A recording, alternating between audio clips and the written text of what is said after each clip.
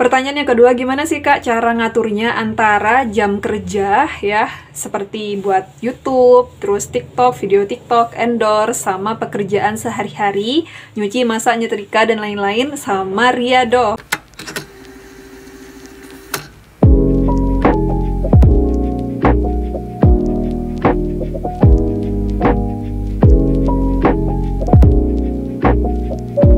Halo, assalamualaikum warahmatullahi wabarakatuh. Sahabat para pejuang riado, masya Allah, tabarakallah, alhamdulillah, balik lagi di channel YouTube Ovi Samsia.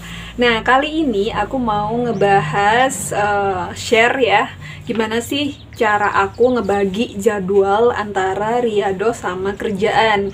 Karena kemarin aku sempat dapat DM ya. Nanti aku baca DM-nya itu apa.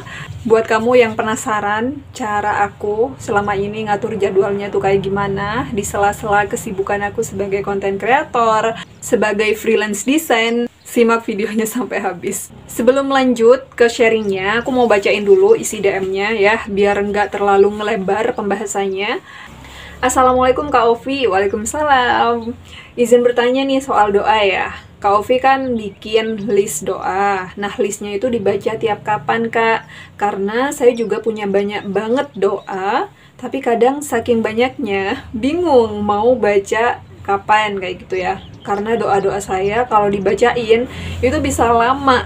Terus kan ada aktivitas lain nih. Gimana sih cara Kak Ovi memanfaatkan waktu sehari-hari? Dibagi-bagi jamnya berapa aja, Kak? Kakak riado ibadah seperti baca Al-Quran, zikir, masak, belanja, nyuci, setrika, dan aktivitas lainnya.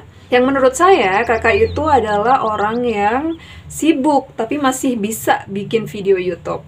Yang saya tahu, lama juga buat ngedit-ngedit, terus bikin desain pula. Soalnya pengalaman nih ya, pernah bikin satu desain, tapi lama jadinya. Ya, betul. Jadi akhirnya males bawaannya kalau ngedesain karena kerjaan lain terbengkalai. Kak Ovi dengan aktivitas yang sebanyak ini, tidurnya berapa jam Kak dalam sehari? Mohon jawabannya ya Kak. Gini Kak, kalau untuk list doa itu ya, biasanya aku nggak baca sekaligus. Ya banyak emang, ini baru 6 lembar itu udah hampir berapa menit kayak gitu ya. Apalagi berlembar-lembar sampai 20 lembar atau berapa lembar. Aku ngakalinnya itu kayak gini, misal subuh ya, aku baca lembar pertama. Terus di waktu duha misal, aku baca lembar kedua. Di waktu duhur, aku baca lembar yang ketiga. Jadi dicicil.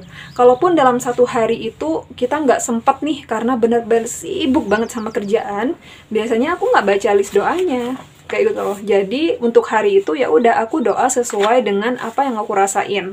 Intinya doanya itu isinya curhatan semua. Jadi nggak pakai list doa, nggak aku baca list doanya, baru besoknya aku baca. Balik lagi ya sama fungsinya list doa. List doa ini kan kayak biar kita inget aja nih doa-doa kita tuh apa. Jadi nggak harus dibaca semuanya. Contoh lagi, misal aku ada 5 hajat, pingin beli rumah, pingin beli mobil, misal ya, ini misal pingin dapat kerjaan yang baik kayak gitu.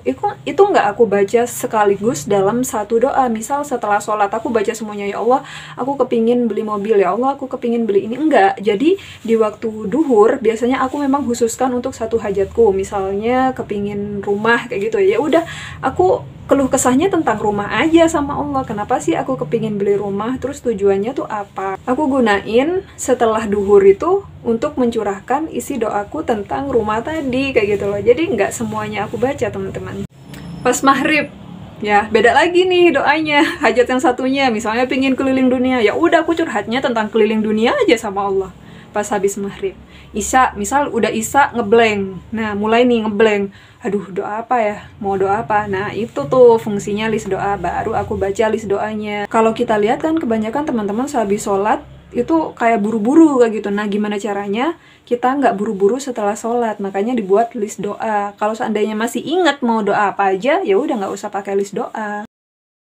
Sebelum lanjut ke videonya, aku mau ngenalin dulu nih mukena cantik dari Mois Hijab. Ini tuh simple banget dan bahannya ringan. Jadi buat teman-teman yang suka traveling, mukena ini solusinya karena ini ringan banget bahannya, terus enak dipakainya. Dan kerennya lagi, mukena Mois Hijab ini tuh ada resleting di bawah dagunya. Nah, ini pas lagi baca Yasin Waqiah, kalian gerah tapi tetep nih kepingin yang namanya pakai mukena, tinggal buka aja resletingnya. Jadi mukena ini bisa dipakai ponco ataupun di pakai kerudung kayak gini. Nah, keren kan? Mukena ini sudah dilengkapi sama tasnya ya, jadi ini benar-benar praktis banget kalau seandainya mau dipakai traveling. Selain itu di bagian kepala dan bagian bawah mukenahnya ada cuttingan cantiknya. Nah, seperti ini.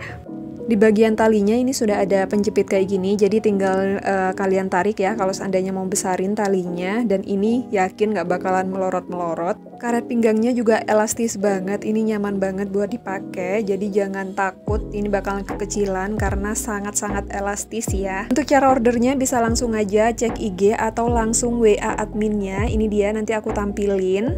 Buruan order ya, jangan sampai kehabisan. Pertanyaan yang kedua, gimana sih Kak cara ngaturnya antara jam kerja ya, seperti buat YouTube, terus TikTok, video TikTok, endorse, sama pekerjaan sehari-hari, nyuci, masak, nyetrika, dan lain-lain, sama riadoh. Nah, bentar, kita ngomongin yang ini dulu ya, YouTube ya. Bener, YouTube itu buat videonya aja aku butuh 1 hari teman-teman. Jadi dari pagi kadang sampai sore baru kelar, karena aku buat videonya nggak cuma 1, bisa beberapa video, tapi itu untuk konten yang lain ya, kayak konten TikTok. Kalau video YouTube pasti 1 hari 1. Soalnya kalau buat 3 aku nggak nututi nggak nututi sama tema, nggak nutut sama apa ya, capeknya kayak gitu loh. Capek banget loh buat video kayak gini. Belum setting pencahayaannya, terus make up-nya juga, karena kalau pakai kamera gini ya, pakai kamera HP, terus kita make up yang biasa aja, itu kelihatan kusem. Makanya kenapa aku butuh juga ada kayak make up sedikit lah untuk prepare buat videonya. Terus setelah itu masuk ke editing. Nah, editing biasanya itu aku kerjain besoknya. Jadi butuh 2 hari lah ya, pembuatan video sama editing. Terus gimana cara ngaturnya sama kerjaan desain aku? Terus gimana cara menyesuaikan antara kerjaannya kalau udah YouTube-nya itu 2 hari kayak gitu ya. Terus desainnya gimana? Kerjaan desainnya gimana? Nah, di desain sendiri, setiap ada klien atau customer kayak gitu, aku tuh estimasinya 5-8 hari, teman-teman. Jadi, kalau ada desain masuk hari ini, itu estimasinya sampai 8 hari. Nah, di situ tuh kesempatan aku buat ngatur jadwalnya. Misal hari Selasa sama Rabu ya, kayak sekarang ini. 2 hari ini aku nggak desain sama sekali.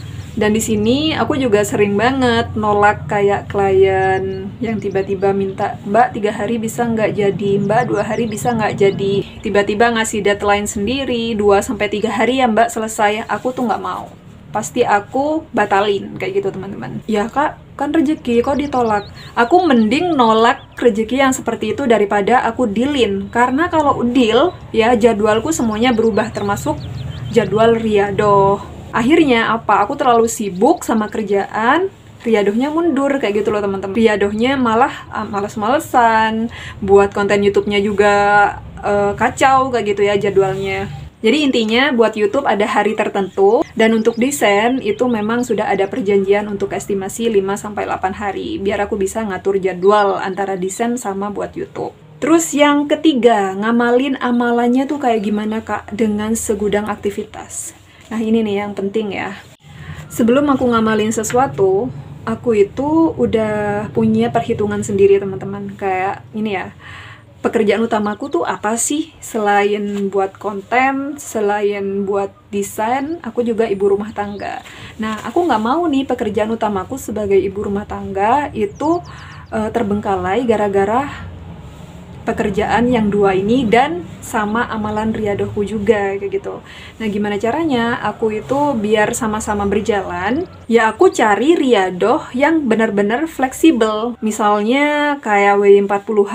Nah untuk WI40H itu kan gak ada waktu tertentu kan, bisa kapanpun. Misalnya setelah subuh, duhur, asar, maghrib, atau di waktu-waktu yang lain meskipun gak selesai sholat itu kan bisa. Dan biasanya aku baca setelah subuh, karena setelah subuh memang waktuku itu nggak terlalu sibuk kayak gitu loh. Amalan yang kedua SYA 40H. Nah kalau SYA ya, sholawat syajaratul nukut itu kan selesai Isya. Selesai sholat Isya aku nggak begitu banyak kerjaannya, paling cuman tinggal finishing, dan itu pun kalau disambi dengan sholawat nggak masalah ya. Tangan satunya ngetik, tangan satunya bisa zikir, atau kalau nggak memang dua-duanya nggak bisa pegang tasbih, biasanya aku setel audio sholawat syajaratul nukut, sholawat pohon uang.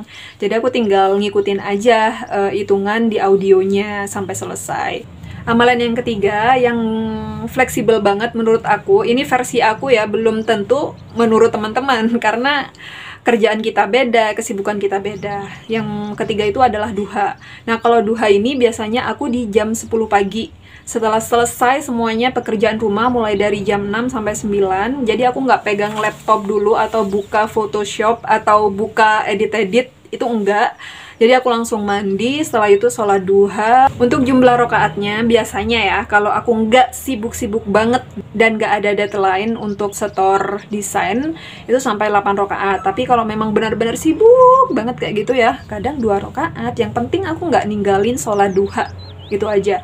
Jadi aku nggak maksa harus sampai 8 rokaat kalau benar-benar sibuk. Amalan yang keempat adalah sholawat Jibril. Nah, biasanya aku memang ngamalin ya, dawamin sholawat Jibril itu 5.000 per hari. Kenapa sih aku pilih sholawat Jibril 5.000 per hari? Karena ini fleksibel banget ya, bisa dikerjain sambil zikir, sambil beraktivitas. Kayak tadi jam 6 sampai jam 9 itu kan udah penuh dengan aktivitas ke ibu rumah tanggaan kayak gitu ya.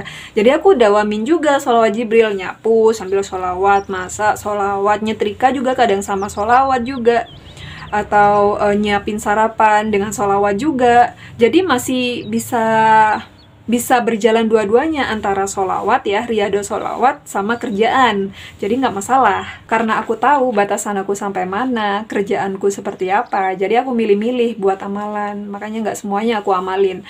Aku cuman milih amalan yang benar-benar bisa aku kerjain, benar-benar konsisten ya, benar-benar fleksibel, kayak W40H, SIA 40H, zikir sholawat, terus apa lagi ya, Asmaul Husna, itu kan bisa ya, bisa disambi dengan kerjaan. Jadi intinya oke lah, masih bisa aku lakuin sambil aku melakukan aktivitas yang lain. Cukup satu amalan saja dan jadi ahli di dalamnya. Misalnya ahli tahajud, kamu ahli duha, ahli sedekah, ya kan, ahli sholawat, ahli zikir, ahli baca Al-Quran. Jadilah ahli, meskipun satu amalannya tapi kamu bisa ahli di situ, insya Allah keajaiban Allah tuh juga bakalan datang dan pahalanya juga besar dibanding kamu banyak amalan, kamu nggak bisa ya ngenopang semua amalan kamu sibuk, kamu keteteran, akhirnya capek, riyadhah besoknya udah nggak riyadhah lagi. Dan yang terakhir, jangan lupa doa sama Allah, minta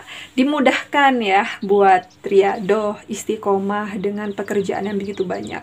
Bilang sama Allah, ya Allah mudahkanlah aku menjalani semua aktivitas-aktivitas yang mungkin ini adalah ujian bagi hamba kayak gitu ya, ujian aktivitas di dunia. Tapi aku juga mohon ya Allah, jangan sampai karena kesibukan ini, ujian dunia ini buat aku kendor sama riyadhahnya, buat aku ninggalin amalan-amalan yang sudah aku istiqomahkan sebelumnya.